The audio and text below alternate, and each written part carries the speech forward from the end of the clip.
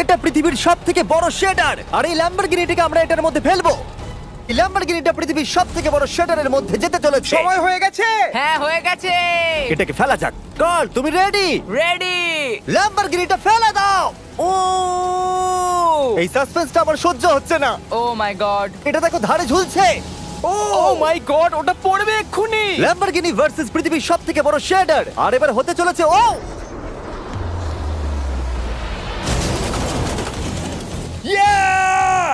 একটু দেখো, ওটা যেন নাচ করছে। এটা এখনো অব্দি আমার দেখা সবথেকে দারুণ জিনিস। ভাই, জায়গাটা পুরো নড়ছে। ও, কারটা কিন্তু লড়াই করছে। এটা আমাদের একটু নিচে ঠেলতে হবে। ল্যাম্বরগিনির চাকাগুলো আটকে গেছে, তাই ক্রেন এটাকে নিচের দিকে ঠেলবে।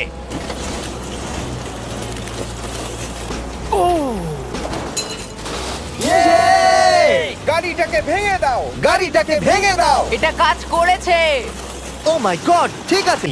আগের ভিডিওতে আমরা একটা গাড়িতে একটা জেট ইঞ্জিন লাগিয়েছিলাম, যেটা 8টা বাসকে পার করতে পেরেছিল। তাই এবারে আমরা 10টা জেট ইঞ্জিন একটা গাড়িতে লাগিয়েছি। দেখা যাক এবারে 10 গুণ দূরে যেতে পারে কিনা। গাড়িটা এই র্যাম থেকে উড়বে। আমার মনে হয় গাড়িটা সবগুলো বাসকে পার করে দিয়ে জঙ্গলে ঢুকে যাবে। আমার মনে হয় প্রথম বাসটাও টপকাবে না। আরে গেস করলে একটু তো ঠিক করে করো। এখন ইনি এই গাড়িটাকে কন্ট্রোল করতে চলেছেন, তাই গাড়িটা যা দেখবে সেটা ও দেখতে পাবে। ক্রেস, ও, আমরা কি সরে যাব? হ্যাঁ, আমরা একটা রকেট কার পাঠাচ্ছি। ওকে। 3, 2, 1, জেট কারটাকে পাঠিয়ে দাও। গাড়িটা তো দেখছি আমাদের দিকে আসছে। আমি সিগন্যাল পাচ্ছি না।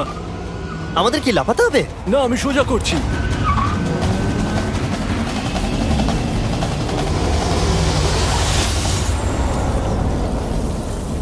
ও মাই গড,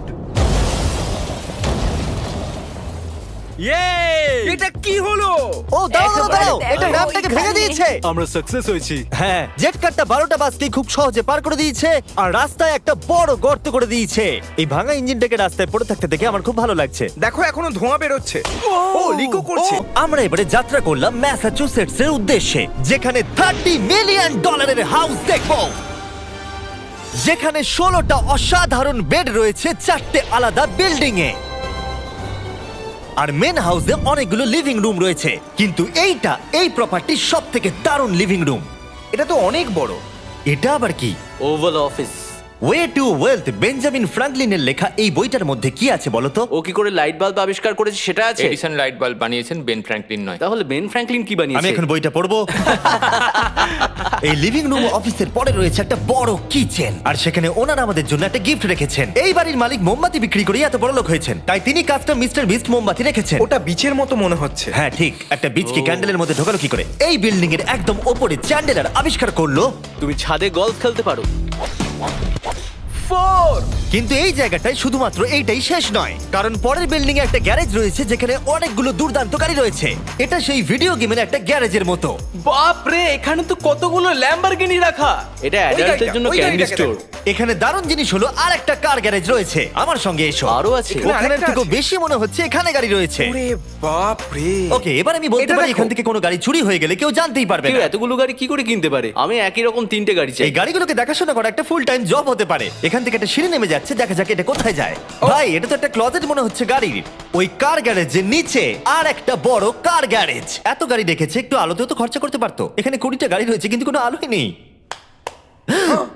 মানে এইটা কি না? এটা কি? এই জন্য কোনো লাইট সুইচ ছিল না, তাই আমি ভাবছিলাম বেসমেন্টে কেউ 20টা গাড়ি রাখতে পারে, কিন্তু কেউ লাইট লাগাবে না। আর আমি মিথ্যে বলবো না, এই বাড়ির সব কটা ঘরই দারুণ। কিন্তু যদি আমি এই বাড়িটাকে কোনোদিনও কিনি, তাহলে আমি এই বিল্ডিংটাকে ছেড়ে কোনোদিন কোথাও যাব না। এটা দারুণ। এটা ঠিকই, কারণ নিঃসন্দেহে যে এই বাড়িটা বানিয়েছে তার বুদ্ধি খুবই ভালো, যে একটা গোটা টেনিস কোর্টকে এই বাড়ির মধ্যে বানিয়ে দিয়েছে। আমি আপনাদেরকে মনে করিয়ে দিই যে আমরা টেনিস খেলছি, কিন্তু একটা বাড়ির মধ্যে। আমি জানি না কি করে টেনিস খেলতে হয়। সবাই আমার সঙ্গে চলো।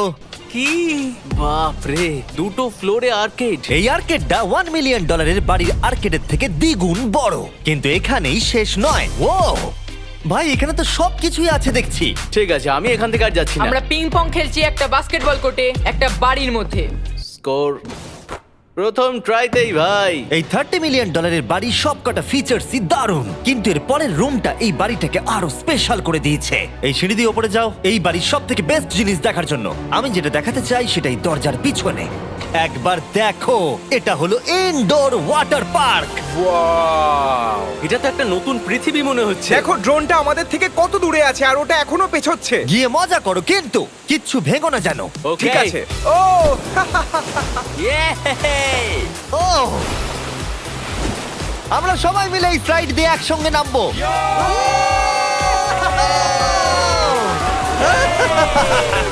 আমরা ওয়াটার পার্কে এনজয় করি আর তোমাদের সাথে দেখা হবে পরের বাড়িতে।